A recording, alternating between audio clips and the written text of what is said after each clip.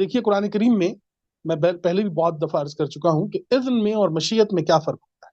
جب میں یہ کہوں کہ انشاءاللہ اور جب میں کہوں باذن اللہ، تو جہاں پر شاء کا ورڈ آئے گا تو یہ وہ ورڈ ہوتا ہے جہاں پر خالق اور مخلوق ان دونوں میں یہ لفظ منقسم ہوا ہے، تقسیم ہو گیا ہے.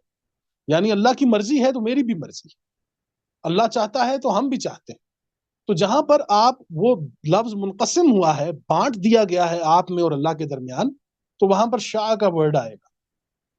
اللہ نے چاہا تو اللہ نے کیا، ہم نے چاہا تو ہم نے کیا، اللہ نے نہیں چاہا تو نہیں کیا، ہم نے بھی نہیں چاہا تو نہیں کیا. تو جہاں پر چاہت کی مداخلت ہوگی وہاں پر شاء کا ورڈ آئے گا قرآن کریم میں. انشاءاللہ، ماشاء اللہ، ابھی الفاظ آئیں گے.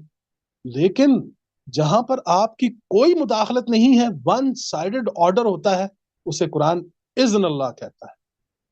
تو جہاں پر باذن اللہ آئے گا وہاں پر انسان کی کسی قسم کی کوئی مداخلت نہیں ہے، یہ اللہ کی طرف سے حکم، ون سائیڈڈ آرڈر ہے. کوئی اختیار نہیں ہے کہ آپ اس کے اندر کوئی مداخلت کیجیے. فی بیوت